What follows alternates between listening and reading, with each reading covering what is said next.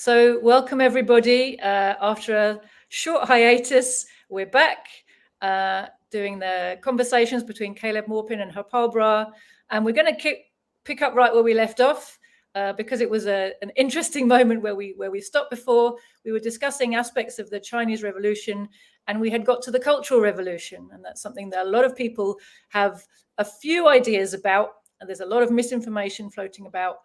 So I really just want to start by asking Harpal, if you would, Harpal, could you just tell us briefly what was the Cultural Revolution, when was it, and why was it launched? Well, there's a history to it. When the Chinese Communist Party held its eighth Congress, which was in 1956, just after the 20th Party Congress of the Communist Party of the Soviet Union, where Khrushchev had attacked Stalin. So it came in the aftermath of it. And at that Congress, various decisions were taken. And among other decisions, the main thing that was said was that the main contradiction in the country is between the backward productive forces and the advanced political system. And therefore, everything had to be done to increase production. And secondly, references from the Chinese party's, Communist Party's constitution, references to Mao Zedong thought were removed. And there were kind of fairly strong indications that they were fighting against what they called the personality cult, and which really was a veiled attack on Mao Zedong. And that was the eighth Party Congress. And the position of the General Secretary, which had been abolished in the 30s, was reinstated, and Deng Xiaoping was made the General Secretary of the Communist Party of China. And Liu Shaoqi was given the position of being the head of the state, the position which he assumed a few months after the eighth Party Congress. And Mao was unhappy, not about the personality cult thing, but about the decisions that were being taken, because he was always of the view politics must be in command. He was not against increase in productivity. He was not against increasing the productive forces, but he obviously rightly believed that productive forces on their own mean nothing unless they are actually related to the relation of production. He was quite following what Stalin had stated very explicitly in the economic problems of socialism in the USSR, that the relation of productions are the principal side which impel society forward. You can have all the productive forces, but if you regress and go back on the relations of production, it's not going to do much as far as the working class is concerned.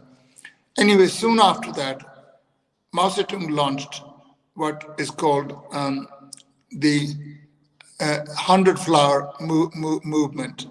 Let 100 flowers blossom, let 100 thoughts contend. Now,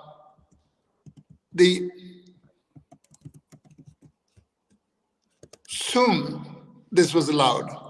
The intelligentsia, a lot of them, simply did not criticize the function of the Communist Party. They attacked the very existence of the Communist Party. They attacked communism and Marxism as being dull. And they didn't really want to have anything. Within 2 months, the movement had to be suppressed as being counter-revolutionary. Now, there are three views as to why this movement was launched. One is that China at that time was desperately short of intellectuals, scientists, engineers, and it wanted to galvanize the support of this section of society for the development of Chinese economic plans. And if the intelligentsia could be lured by saying, well, you can criticize if we're doing anything wrong, that'd be a good idea. The second one is that actually it was an indirect way of Mao Zedong getting the intelligentsia to criticize the right-wingers in the Communist Party of China. And the third one, which is much more cynical, is that Mao actually wanted the various sections of the intelligentsia to out themselves as being reactionary so that they could be repressed. You can take your choice as to what it was. I don't think it was the last one, but he certainly realized that this is not going to work. Instead of 100 flowers blossoming, it's a lot of weeds that it has given rise to that debate. So that was suppressed. And it was soon followed by the great leap forward, where large communes were established, cooperative forms or the collective farms were turned into communes, huge communes containing about 4,000 households in each of them. And there are various rules in the communes. The emphasis was not on material incentives, it was all on the correct kind of politics. In my view, this has been really a weakness in Chinese economics, that in the period of transition from capitalism to socialism, you cannot eliminate all the wage differentials. It just will not work. It's not Marxist, it's not Leninist, but they were really very overzealous in trying to do that. They wanted to actually eliminate the distinction between countryside and the towns. Again, for that distinction to be eliminated, you need a number of preconditions which simply were not present in China. And in the end, the whole thing didn't work. And we come to that, why it didn't work. But the main thing is that during that period, tremendous amount of work was done. Public projects, which involved thousands and tens of thousands of people, were built. Irrigation works, electrification. Communes were producing a lot of goods, from bicycles to shirt buttons and all the rest of it. And they were at one time producing 15% of the total GDP of China. And these are the ones that later on were to become to town and village enterprises. And they came actually to employ eventually something like 135 to 140 million people. And they got rid of a lot of unemployment in rural China. But all the same, the Great Leap Forward did not make a tremendous success, and there were a number of reasons for it. One was, during that period, China suffered from very bad weather. Somehow socialist countries always tend to be attacked by God. Bad weather comes in the way. So it's either flooding or it's drought, etc. for 3 years from 59 to 62. At the same time, because of the relations with Khrushchevite Soviet Union deteriorating, and the Khrushchevites withdrew help from China, and rich peasants had been allowed to join the collective farms and the communes, and they of course resented very much the leveling up agenda. And there were others who didn't like the excessively burdensome work quotas that they were asked to perform. In the end, the communes had to be downsized, and eventually they came to include 30, 40 households, etc. After that, another movement was started. It was called the Socialist Education Movement, because Mao was very worried that ideas of capitalism were taking hold in the countryside. Peasants wanted more private plots. They wanted to be able to sell their product in the market, which they had been allowed to do by the 8th Congress. And he wanted to start an education movement. Now the question was, the party endorsed the education movement because Mao had this kind of authority. Even if the people who were opposing him were in a majority and did not approve of it, they went along with it. But their main idea always was to actually resist in a completely different way and basically prevent the implementation of such a policy. They had different ideas as to how the socialist education movement should be run. Liu Shaoqi and Deng Xiaoping wanted it under the control of the party. Mao said you had to mobilize the masses. Again, they couldn't come to any agreement on that. And the differences between Mao and Liu Shaoqi and Deng Xiaoping, on the other hand, were exacerbated. And that's what really leads to the launch of the Cultural Revolution in 1966. And the basic idea behind the Cultural Revolution was that China had built a socialist economic base. Agriculture had been collectivized, industry was mainly owned by the state, capitalists had been eliminated. Some of the old capitalists were there, but they were receiving a small, if you like, amount of money every year by way of compensation. But they basically been generally got rid of. But the superstructure, said Mao, was still bourgeois. There were people who were trying to restore capitalism. And what we needed, he said at the time, was a cultural revolution that will actually do away with the bourgeois superstructure. Further on, he asserted that this bourgeois superstructure was very much controlled by capitalist rulers within the party. And he said the top people in the party who had control over the organization throughout the country were taking the capitalist road. And he singled out two people who were taking the capitalist road, Liu Shaoqi and Deng Xiaoping. Liu Shaoqi was number one person taking the capitalist road, and Deng Xiaoping was number two taking the capitalist road. So the purpose of the Cultural Revolution was to have a superstructure that will not allow for the restoration of capitalism. That is really exactly the purpose behind the Cultural Revolution. I hope that's enough to start with. That's a very good introduction. Thank you, Habal. And just before I go over to Caleb, I just wanted to clarify in the beginning there, where you were talking about the difference between productive forces and relations of production. Productive forces is the amount of productive forces you have, right? Your ability to produce goods or crops or whatever. And relations of production are to do with who owns them and how those people relate to one another in the process of producing things, right?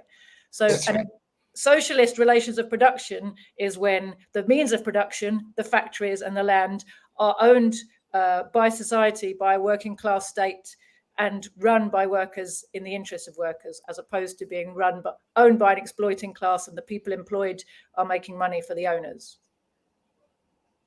That's what we're clarifying. So it's socialist relations of production which enable the productive forces to really produce in the way they're able to without limits. Yeah, that's right. Just wanted to clarify that. Okay, Caleb. But no one get the idea that just because you have advanced the relations of production, then you don't have to worry about the productive forces. They are exceptionally important. You got to back them up by strengthening the productive forces, by having the best technology, by organizing production on the basis of being able to produce the maximum with the minimum amount of labor and resources. Great. Caleb. Well, I just wanted to ask, I've heard before people argue that Liu Shaoqi was kind of the expression within the Chinese Communist Party of the Soviet political line of Khrushchevism. Is that accurate? Well, I've never read that, but from the way they behaved, it's probably perfectly all right. Especially if you read, Caleb, the 9 letters written by the Communist Party of China in response to the Communist Party of the Soviet Union. They were published in a volume called The General Line of the International Communist Movement. Now, if you, for example, read the article on Stalin, on the one hand, it pays a glowing tribute to him as a great revolutionary and great theoretician and all the rest of it. And then it goes on to criticize him for 101 things. And it's clear to me that this letter was written by two hands and not by one hand. No person writing could consistently write that kind of letter. So there was in my view, there was a struggle within the top echelons of the leadership of the Communist Party of China as to how to respond to Khrushchev. After the first 2 years or so, after the 20th Party Congress, Mao had become very critical of the Khrushchevites, and I'm not sure everybody else was critical of that. So it's perfectly possible that Liu Shaoqi and Deng Xiaoping were, well, if not in words, certainly in practice, were Khrushchevites because they wanted market mechanisms introduced in China.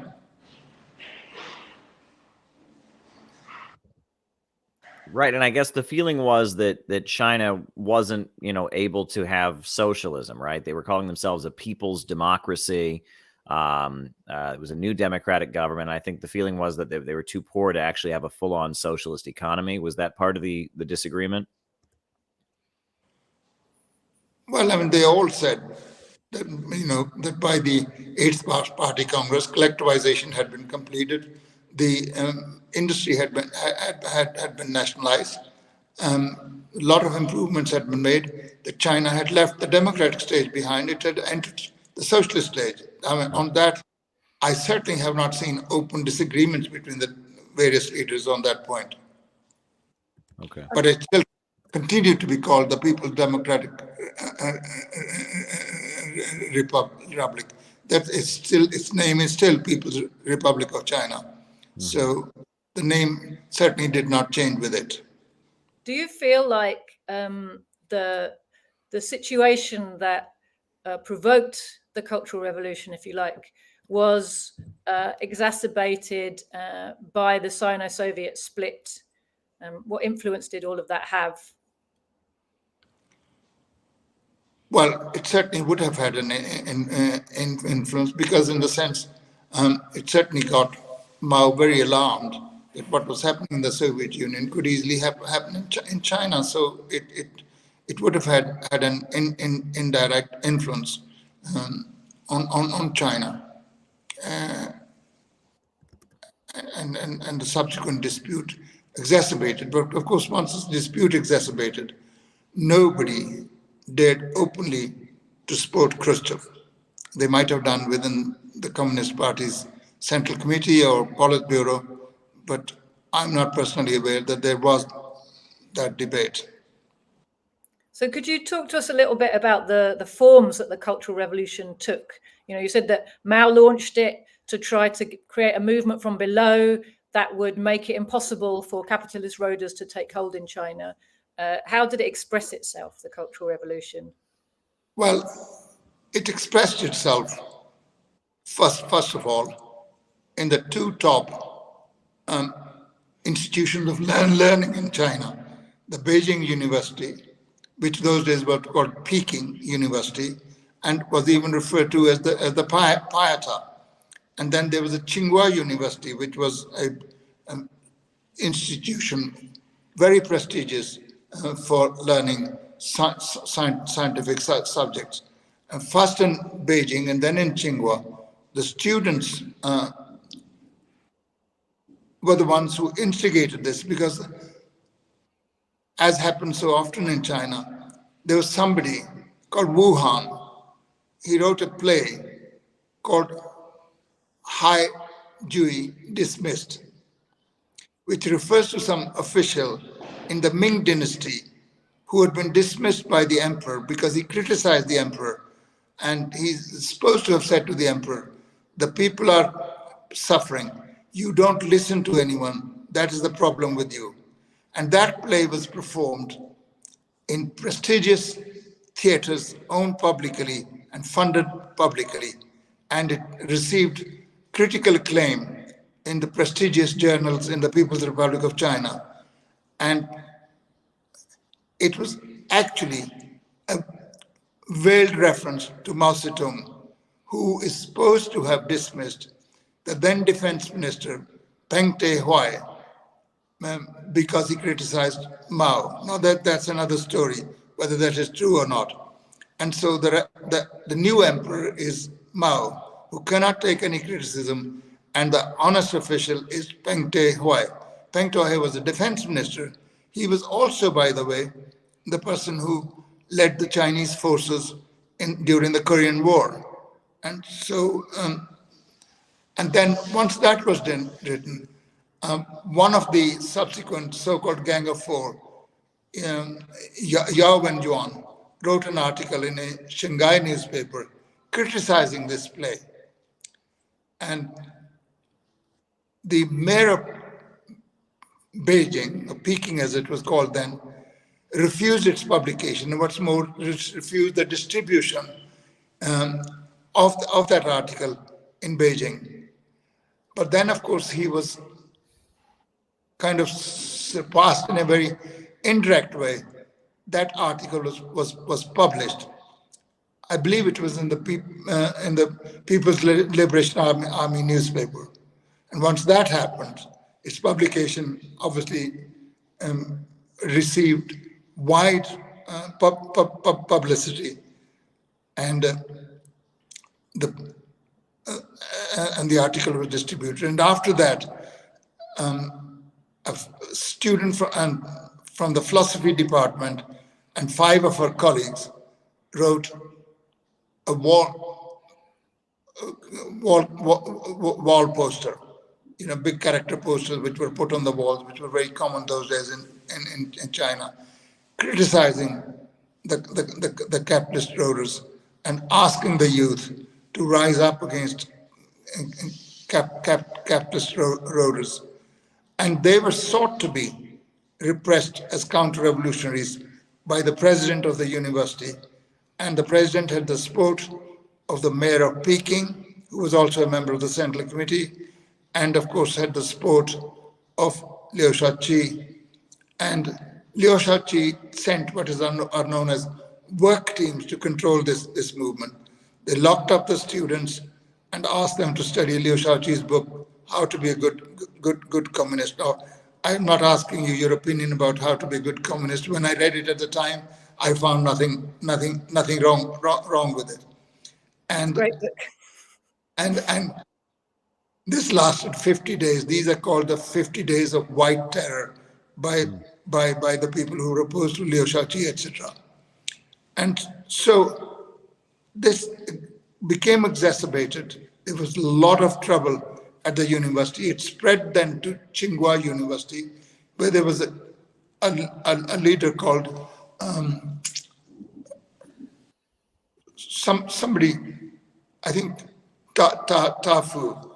He was a perfectly crazy character, but he became a household name in China because of his leadership of the movement in the Tsinghua University. And from there, of course, the movement spreads to other parts of China. So it started in the universities, because the word cultural revolution implies that there was something wrong with the culture. And since the universities molded young people, youth people, the successors of the generation of old revolutionaries, they had to have the right attitudes and right ideas. They got to get rid of old customs, old ideas, old habits, and adopt proletarian outlook. And that was the purpose of this revolution, hence the cultural revolution. And so universities were very important, and it's from there that the movement spread further. And did it work? Sorry? Did it work? The Cultural Revolution, did it do what it was supposed to do? Well, it did, in the sense, in my own view, is that at least for 10 years, it stopped the marketization of the economy. So it delayed the marketization of the economy. It wasn't in the end successful, because that's another story what happened to the cultural revolution after a period of time. There was big struggle between the two sides on the Central Committee. Liu Shaoqi was got rid of very early. Deng Xiaoping was removed from all his positions, but he stayed quietly in the background and was brought back in 1975 and assumed very important positions in the party and in the Central Committee as well as in the army. But then he was dismissed again in 1976 because there were big demonstrations following the death of Chou Enlai. And these demonstrations were allegedly for the purpose of mourning the death of Chou Enlai. But actually, they were hardly a veiled attack on Mao Zedong. The demonstrators were removed by the police, and Deng Xiaoping was dismissed again and relieved of all the posts. But then soon after, in September 1976, Mao passed away, and then it starts a new chapter. It's a new era again. Caleb. Well, when you talk about this play that was a veiled attack on Mao Zedong that was being performed, at the highest levels of Chinese society, that makes me think about how, when you have a Marxist-Leninist party running a country, that party is going to practice democratic centralism, and the debates within the party are going to be kept internal because of the fact that they need to have ironclad discipline and hold the socialist society together. But yet you will see works of art that kind of reflect the underlying differences. It's clear there was a big section of the Chinese Communist Party that was turning against Mao Zedong. And they've made this play as a way of kind of expressing that. And that it was reaction to this play that kind of spurned the Cultural Revolution. And I'd see examples of this in other socialist societies. I know in the early 90s in Cuba, they made a film called Strawberry and Chocolate, which is a film. It's about like a young member of the Cuban Communist Party who befriends an older guy who's like an intellectual who's homosexual, and the guy who's the older guy, ends up becoming basically a counter-revolutionary, ends up leaving Cuba. But this is seen as kind of a tragedy. It's seen like we should have had a way to win him to the revolutionary line if you watch it, and that film is clearly reflecting debate that was going on within the Cuban Communist Party, right? That they kept internal, but there was debate about how do we relate to the intellectuals, how do we relate to dissidents and such, and that you can see this with different socialist societies, anti-imperialist societies. I know in the final years of Saddam Hussein's leadership of Iraq, he published a novel, Zabiba and the King, which was, it was about dialogue between an ancient Iraqi king and a woman, but it was reflecting disagreements and debates that were going on within the Ba'ath Socialist Party in those years. So I just wanted to reflect on that. I think that's kind of an interesting way of showing things, and that often when I look at works of art that are being promoted by socialist countries, I'm wondering, this is saying a lot more than simply, this is not just simply an expression of the author, right? These socialist countries have spent a lot of money and put a lot of wealth together to put this out there. It's obviously addressing underlying issues, and I think there's many different examples of this. No, I think you're absolutely right. I mean,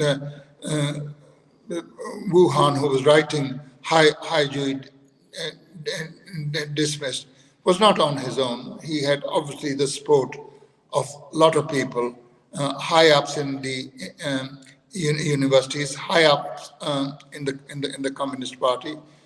Without that, the play could not be staged as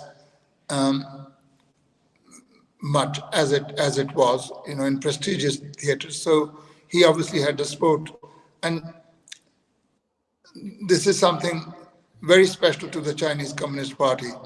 They seem to be able to fight by using characters from the 13th century, 14th century, 15th century, instead of directly saying, well, this is the line of Liu Shaoqi, and this is why it's wrong, and we're going to oppose it. I'm sure there was something like that, but I certainly have no access to that information. So I really, when I wrote my book, Socialism with Chinese Characteristics, the Marketization of the Chinese Economy, I really had to read the tea leaves. Most probably of my critics will say I have read the tea leaves wrongly, but it's up to the readers to decide what they think of that. But that's where I tried to be as honest as I possibly could in gathering the information and putting it together and giving credit where credit was due. And my only credit to Deng Xiaoping is he was certainly very, very wily, very clever. As long as Mao was there, he could not do much. But after that, he ran rings around literally everybody. None of the Gang of Four, including Jiang Qing, were up to the mark of being able to deal with him. So he got rid of them. Within 4 weeks of Mao's death, they were all arrested, and 4 years later were put on trial as counter-revolutionaries.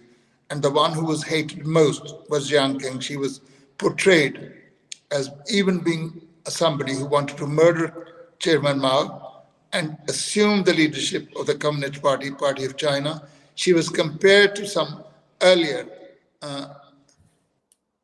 queens and concubines who had done that on the bedside of the emperors and managed to get rid of them and assumed the position of power after they were dead. She was basically demonized in that particular way, as indeed the Gang of Four were.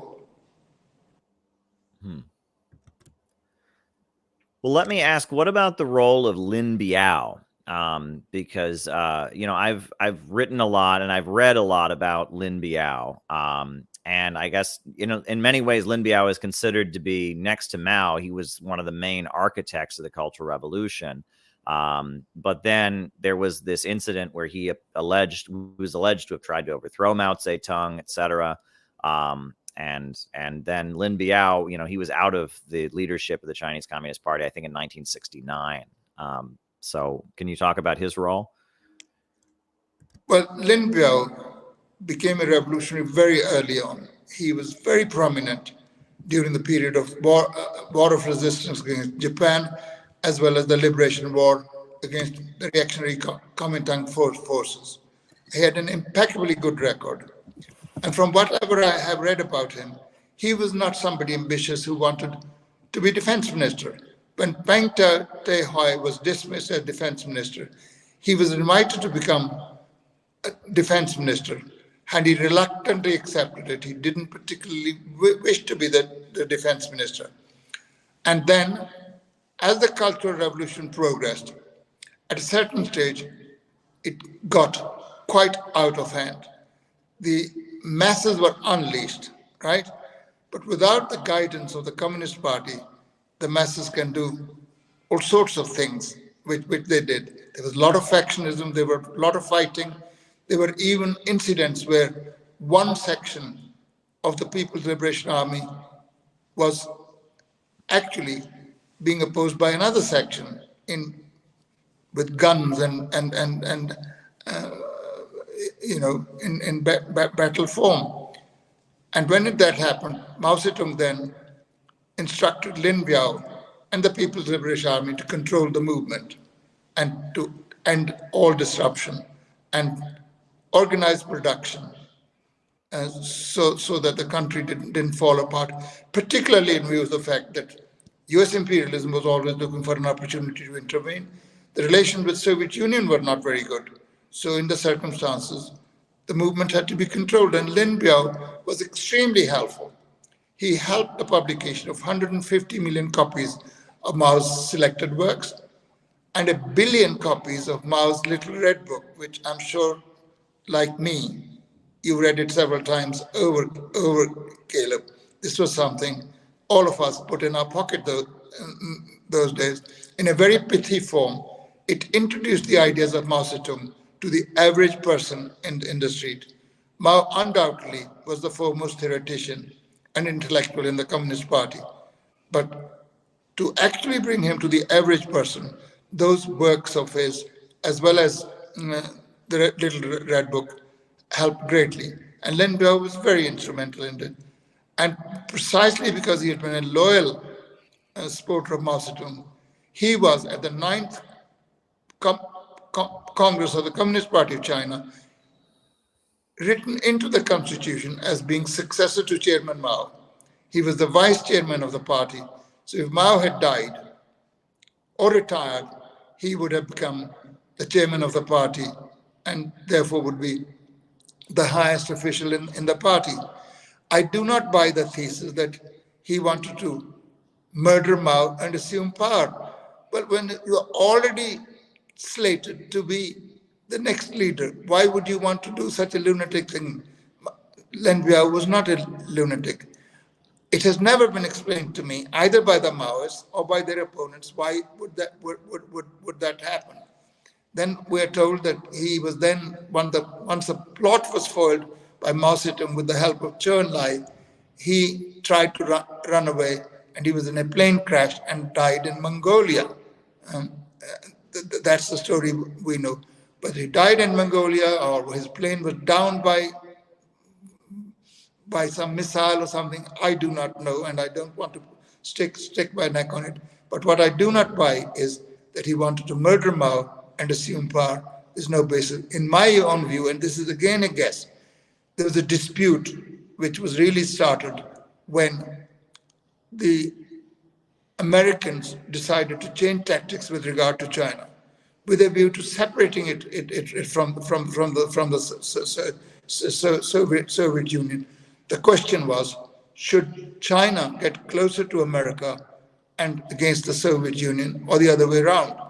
And I think Lin Biao and Chen Pota were of the view that it was better to have some accommodation with the Soviet revisionists than American imperialists.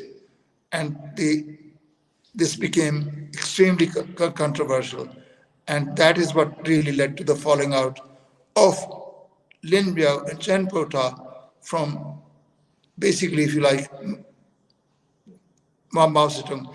And this particular split, on the one hand between Lin Biao and Chen Pota, both of whom had been very loyal to Mao and Mao Zedong and others, was obviously something that could be used by the reformists and was one of the factors that contributed to the defeat of the Cultural Revolution eventually. Well, it's interesting because, that analysis that you put forward, that's similar to what Sam Marcy and the Workers' World Party argue in their publications, the suppression of the left in China, the end of the Revolutionary Mao era. They argue that Lin Biao, the fall of Lin Biao was a turning point. That's when you had the leadership of the Chinese Communist Party start talking about the quote unquote Soviet social imperialists. And that was the beginning of like Nixon going to China and China's, alliance with the United States against the Soviet Union, the idea that the Soviet Union was the main danger. And that there's a book or I guess a pamphlet or a publication that Lin Biao gave called Long Live the Victory of People's War. It's a fantastic book. Yeah. And I recall reading that. And, in that document, he doesn't say the Soviet Union are imperialists. The final chapter is he says the Soviet Union are betrayers of people's war. They're holding back the revolution, but he doesn't equate them with the U.S. imperialists. And he calls for kind of a global uprising against imperialism. So that would fit, this idea that when Lin Biao, was removed or whatever happened, we don't really know what happened. When Lin Biao was removed, that was the turning point that led to the alliance with the United States. I would be curious also about, there's an intellectual named Elaine Badu who gets promoted, by BBC and others, or he was at one point as being put forward as this great Marxist intellectual. And he was arguing that the January storm, the Shanghai Commune, that happened at the height of the Cultural Revolution, that was like the one example of communism or something. Can you talk about the January storm and the significance of those events? I guess it was like Shanghai declared itself to be a commune state or something like that during the Cultural Revolution. The Communist Party was removed or something like that. I believe it was in 1967, if I'm not mistaken. I don't really think I'm able to talk about it because my knowledge of that storm is very limited. So it's better not to open my mouth. But Shanghai was the leading center of the Maoists. They're very radical, and one of the two Gang of Four came from that place, and they were able to actually take control of Shanghai, which was the leading commercial and industrial center of China, with a very large working class, which predated the Chinese Revolution. So they were big supporters of Mao. And they would be, of course, the first ones to be attacked because they had to be their influence had to be got rid of if the marketization of the and the reforms were ever to succeed. Am I right in thinking, Hopal, and maybe you know about this, Caleb, that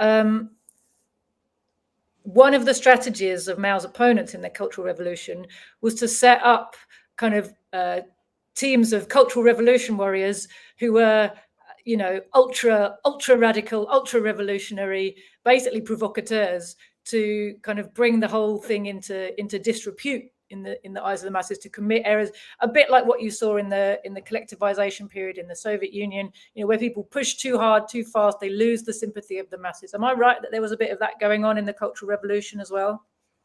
Well, during the Cultural Revolution, such was the prestige of Mao Zedong, everybody acted in the name of Mao Zedong, his followers as well as opponents. If the followers of Mao Zedong started a Red Guard contingent, the opposite side started straight away sounding even more radical and in the name of Mao Zedong. There was, for example, one Red Guard contingent called the Scarlet Red Guards. You know, they were righteous. They were children of the people who were the officials who were under attack of the Cultural Revolution.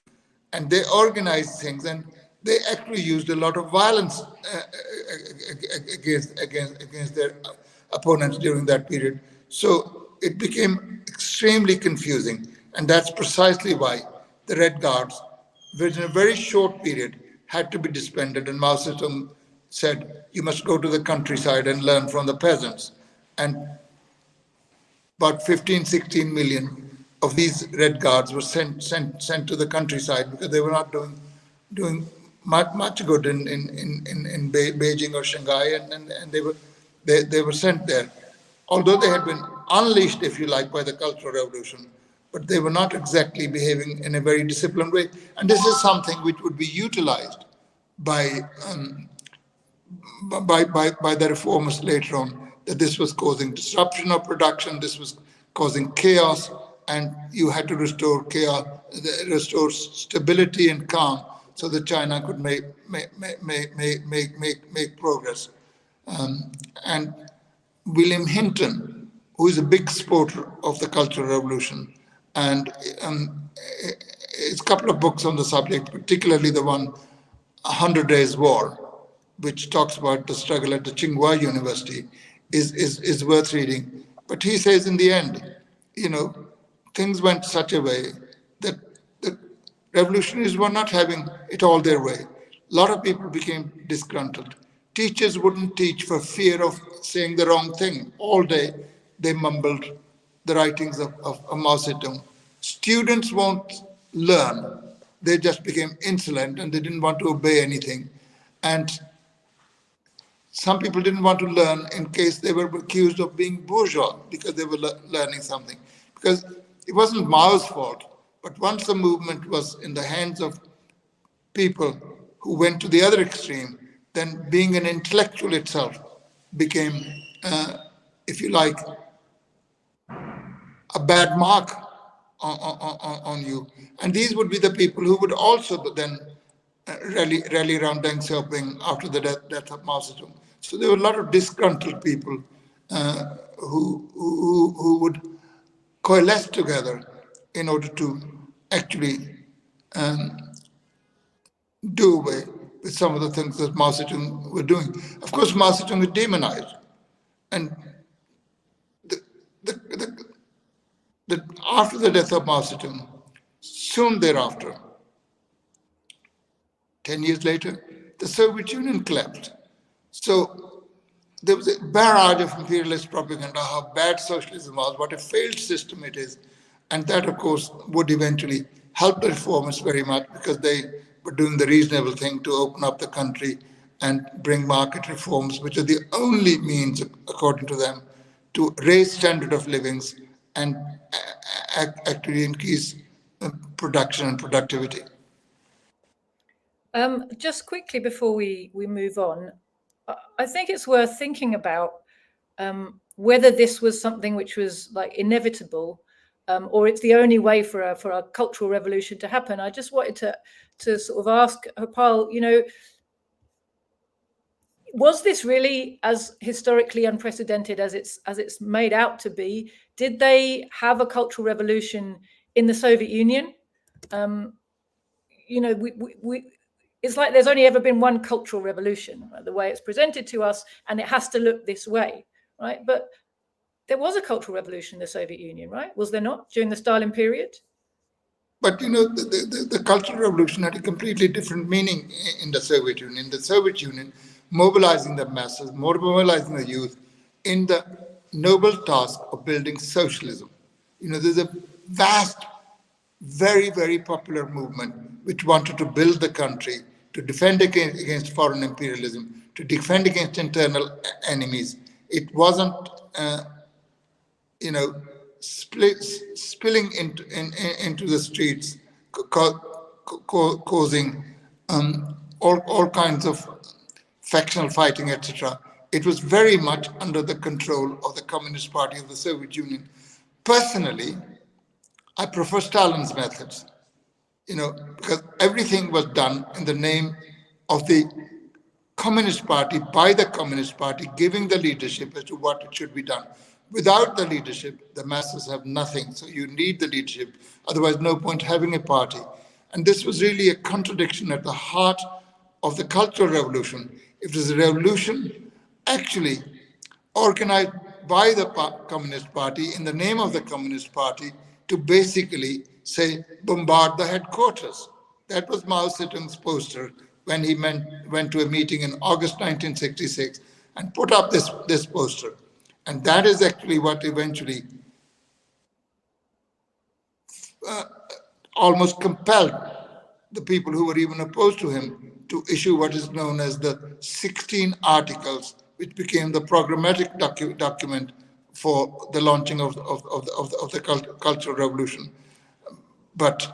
And a special Cultural Revolution group was organized, which was obviously organized by the Central Committee, but that took over the running of the Cultural Revolution. And then there are stories within stories. There were some people in that, they were ultra-lefts, but actually they wanted the defeat of the Cultural Revolution, but did it by ultra-left slogans. I mean, it's a really interesting lesson in how the class struggle continues after the revolution, isn't it? Because you have this figure, Chairman Mao, who has so much prestige. He's seen as the leader of the revolution, the theoretician of the revolution, the founder of the new China. Everybody has to listen when he speaks. But clearly, he wasn't at the head of a majority force inside the party. To try to launch the masses against the party is a kind of strange, activity, right? He must have felt very outnumbered in terms of the weight. People listen to him respectfully, and in his name are doing things that he doesn't agree with, and he doesn't think are actually in the interests of the revolution. So, but it's a very kind of, I mean, you've got to really feel you're in an emergency, right? To try to mobilize the masses against the party when the party is supposed to be the one that safeguards the interests of the revolution. Well, yes, I mean that is not necessarily the best method, but I'm only explaining what the Cultural Revolution was and how it was run. And the question you may well ask me is, do I support the Cultural Revolution?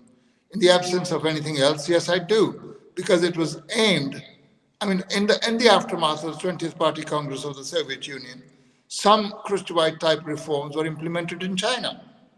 But the reformers wanted to go further, and basically they wanted to turn profit to be the regulator of production. That's where Mao Zedong put his foot down. That's what he didn't do. So it was actually aimed at preventing the second implementation of the second edition of reforms, all the reforms that came from 1978 onwards. On that basis, it's a good thing that for at least 10 more years, they had central planning, they had a lot of development, they made tremendous progress. When you look at bourgeois writers, and you look at the reformist writing, they'll tell you these were 10 years of unmitigated total disaster. Well, that's rubbish. I mean, even if you read that resolution that was passed by the Communist Party of China in 1981 on certain questions of the history of the Communist Party of China, it actually tells you that this disastrous period produced this, that, and the other, what development there took place.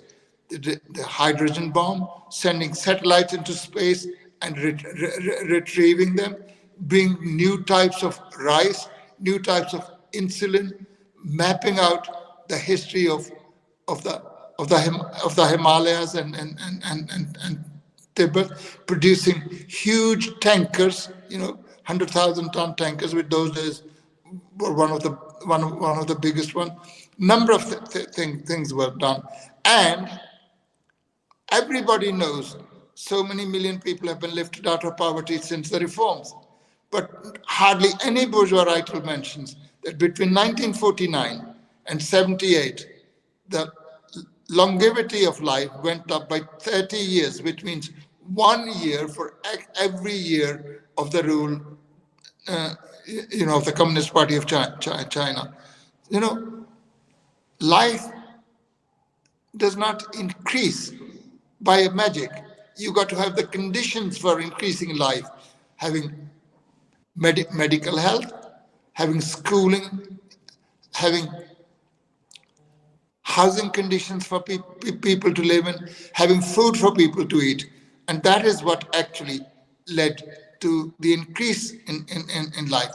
I mean, from being under 40, the life increased to, the longevity of life increased to 69 years by 78.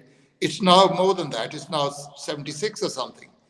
But, the progress was made then, and it's on the basis of that progress, even the reformers have built something. As Will Hatton said, these reforms didn't come out of thin air. They're built on what was built in the time of Mao. Now, he's an anti-communist bourgeois writer, but even he's compelled to admit that is what happened. Absolutely. Caleb?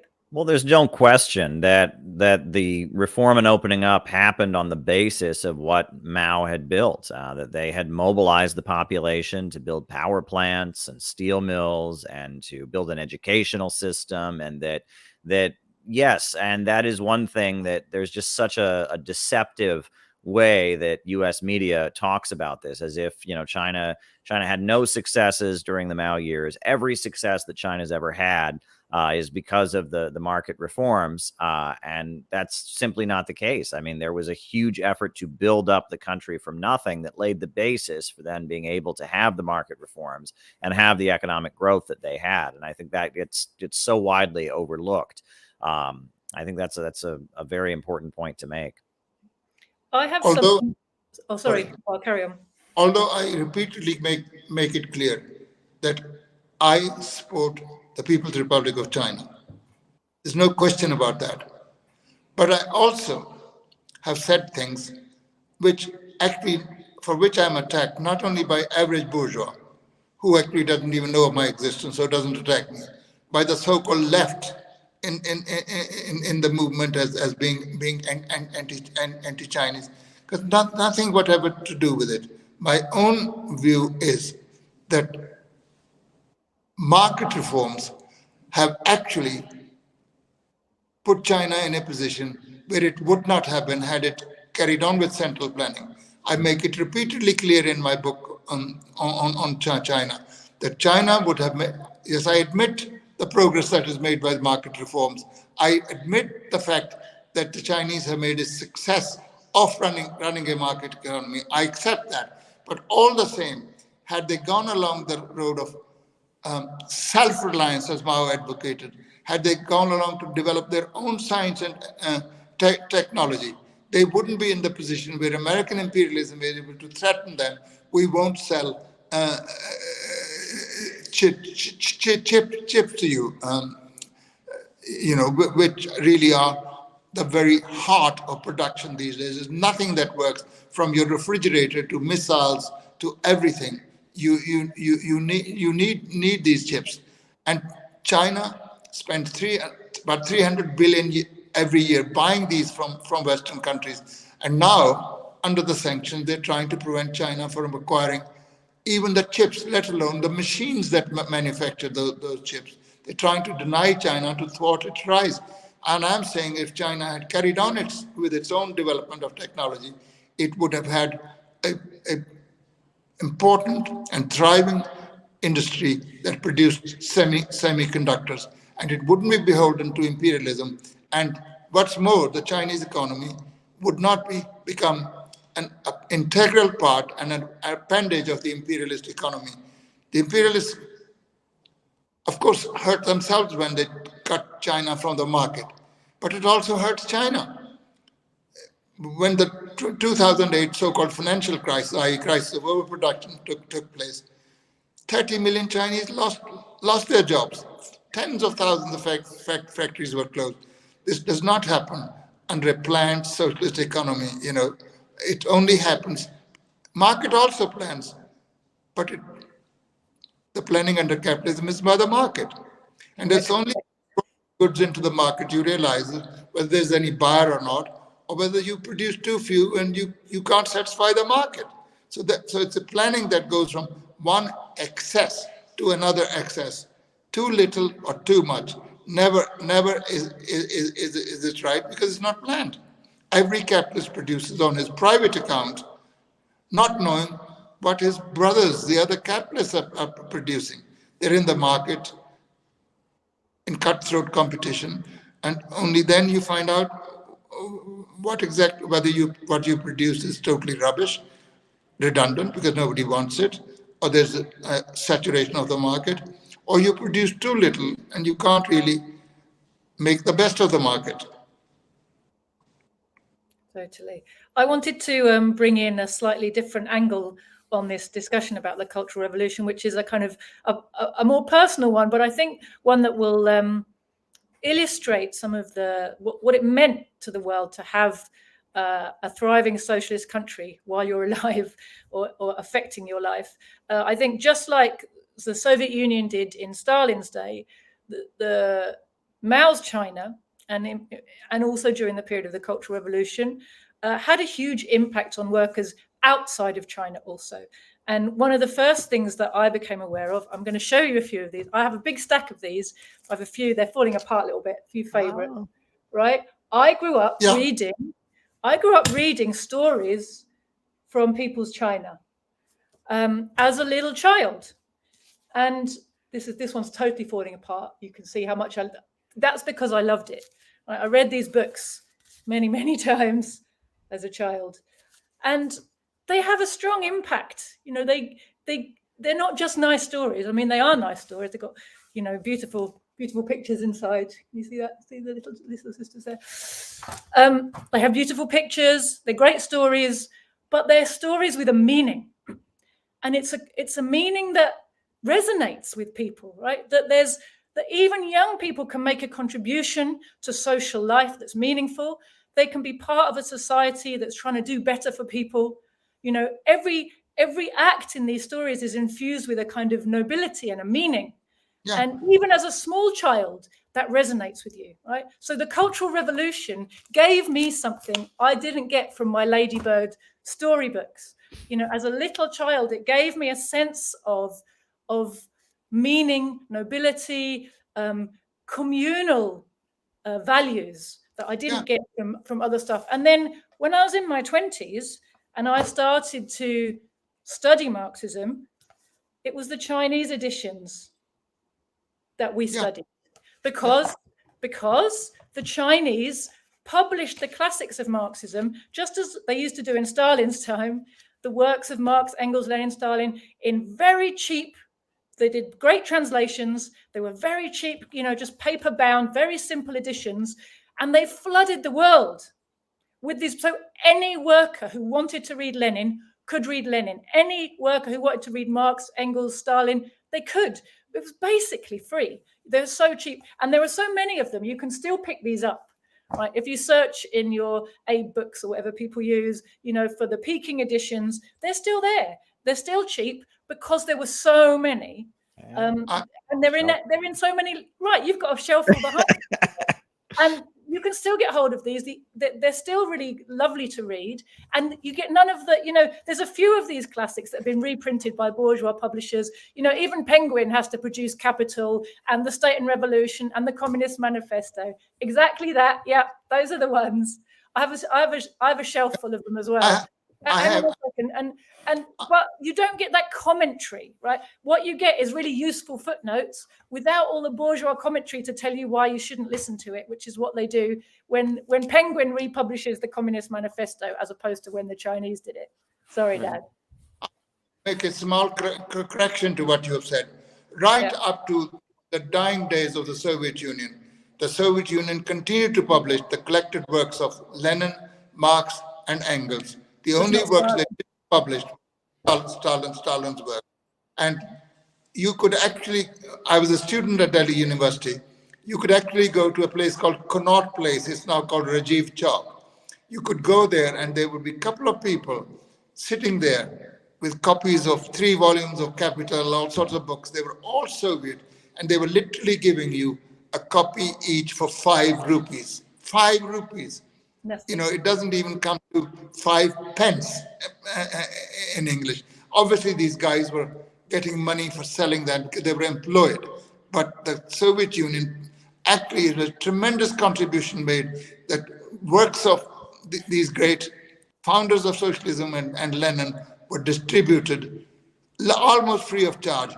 And they were translated into so many languages. The Communist Party of the Soviet Union had a huge publications department, progress publishers, and there were a lot of translators. You could find the Communist Manifesto in Punjabi and Swahili and any language you can think of. And that was a tremendous contribution. And people may not have valued because they were getting almost free of charge. I always believe it doesn't matter how poor people are, they must be made to pay for the literature. Anything they don't pay for, they don't value, they don't read.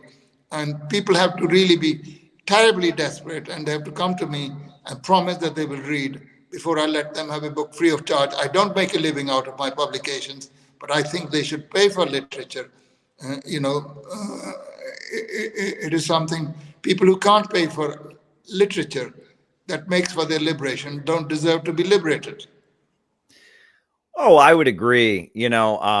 I was in a political group. We used to give our newspaper away for free at demonstrations, and we would always then find it on the ground. Because, in U.S. society, you're constantly, I open up my mailbox every day and it's full of, advertisements that I get for free, and I just dispose of them because it's, it's junk mail, we call it, right?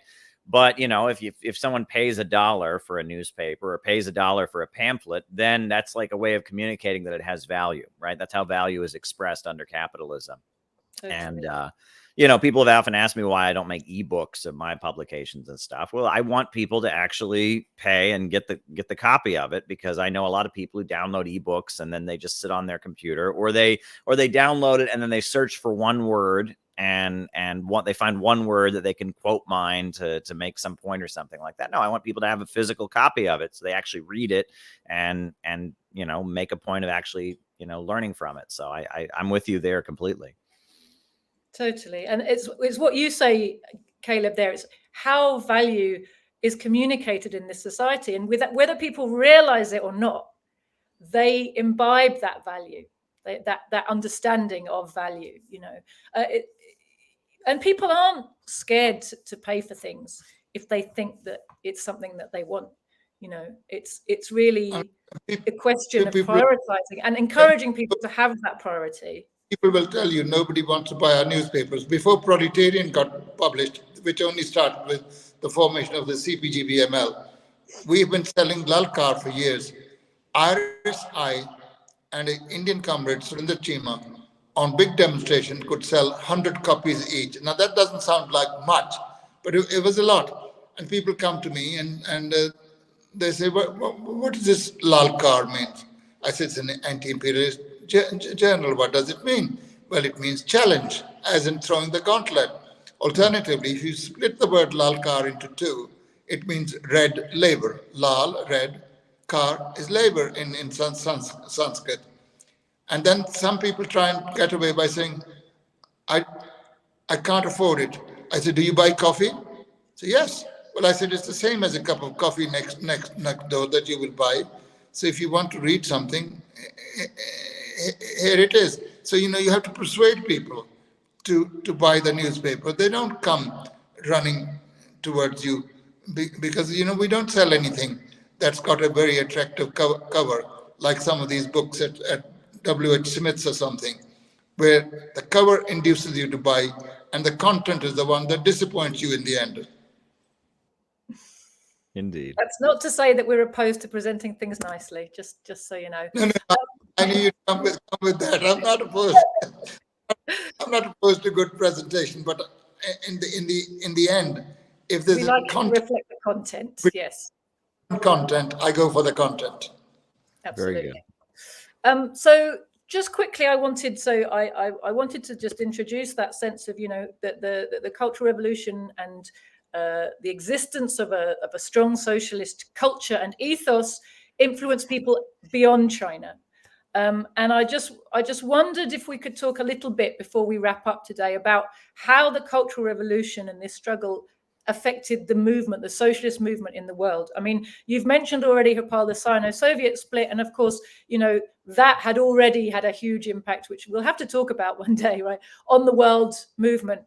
But the Cultural Revolution specifically must also have, you were coming into the movement those days, Harpal. So how did it affect, the atmosphere of socialist activity in Britain or other countries?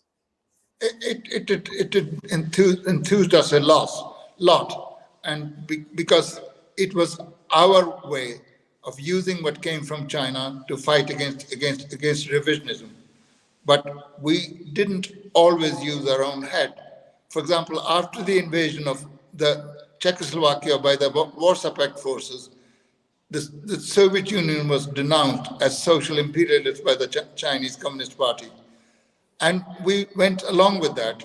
On hindsight, it's the biggest mistake I have personally made in my life to describe the Soviet Union as social imperialist. It certainly wasn't social imperialist, it was revisionist, no question about it.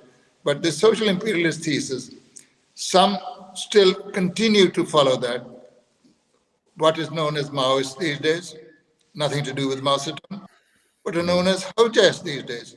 It's become a shibboleth. It's become where you just got to describe Soviet Union as social imperialist. It makes no sense. Social imperialist means socialist in words and imperialist in deeds.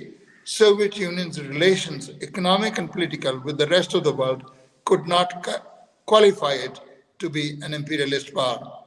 It wasn't. It rendered huge amount of help to other countries. Eastern European countries were getting energy at well below market prices. There were a number of other countries that were getting help. The liberation movements from South Africa to Angola, to others, they were getting help. And in fact, after the death of Mao Zedong, Deng Xiaoping's lot actually opposed the liberation of Angola under the leadership of the MPLA, because they said it was just dominated by Soviet social imperialism. And Soviet social imperialism was more dangerous than American imperialism. So, it just became a basic anti-Sovietism rather than any political and ideological analysis. I was wondering, I have to wrap this up now. I have to conclude, but I feel like this could be a topic for our next podcast, the entire podcast. We could talk about this. Do we want to pick up this topic and the impact I definitely think we should talk about the Sino-Soviet split and what time bombs were planted in our movement as a result of that. I think there's a lot to go into there. So definitely, Caleb, I would agree with that. Okay. I think we do need to wrap it up there. It's been quite a long discussion, but did you want to say anything concluding, Caleb, before we do? No, I think I'm okay, but I look forward to our next podcast where we'll get into what Harpal was just talking about the Sino-Soviet split and the confusion, etc. So yeah, I think that's exactly right. So we'll do that. Thank you so much to Harpal in India, to Caleb in the States, from me here in Bristol. See you next time. Yep. Thank you. Well, it's a perfectly good example of intercontinental solidarity. Absolutely. Absolutely.